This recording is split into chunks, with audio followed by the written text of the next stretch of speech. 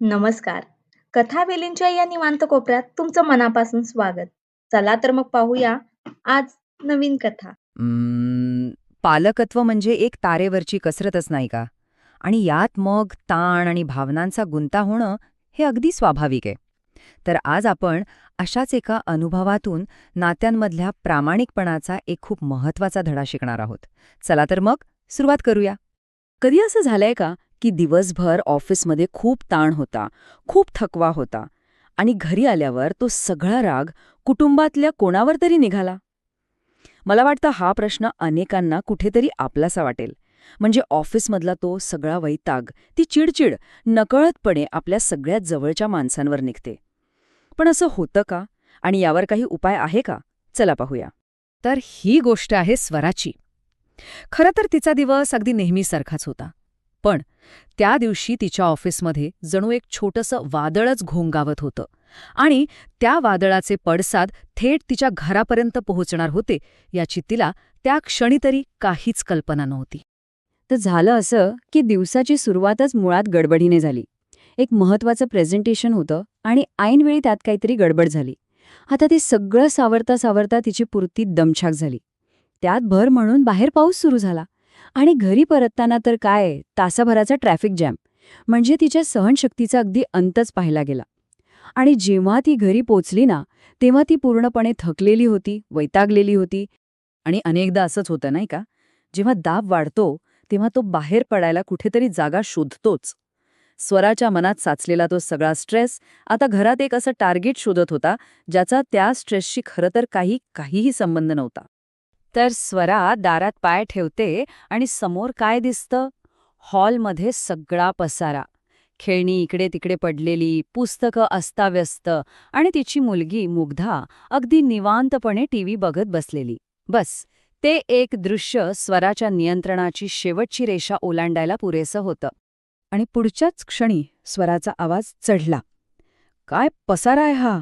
असं ओरडत तिने मुग्धाच्या हातातून रिमोट जवळजवळ हिसकावूनच घेतला आणि टीव्ही बंद, एका क्षणात. घरातली ती शांतता भंग पावली आणि तिच्या जागी एक विचित्र, तणावपूर्ण शांतता पसरली. काही क्षण गेले. तिचा श्वास जरा स्थिर झाला. आणि मग स्वराला हळूहळू कळायला लागलं.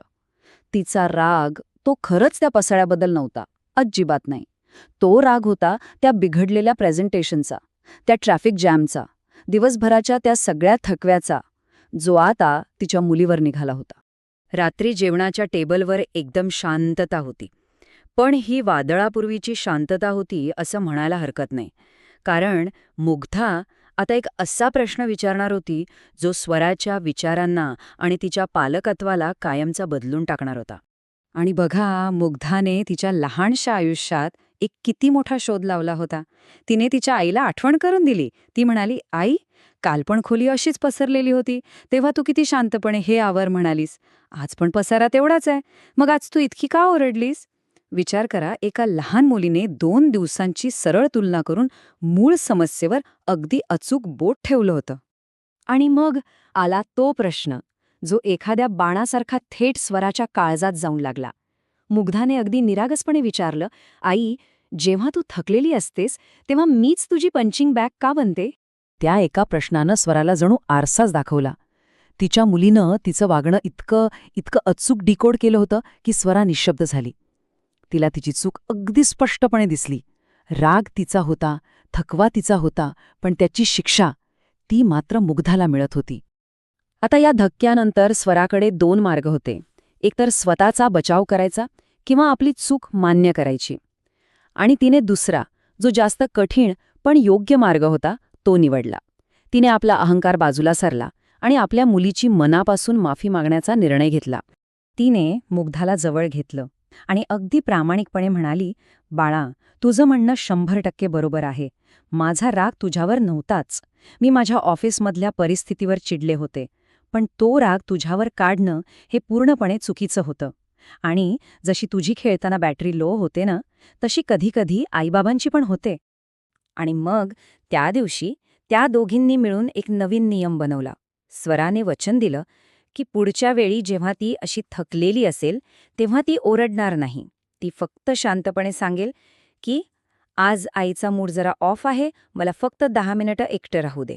हा संवादाचा एक नवा आणि खूप प्रामाणिक मार्ग होता.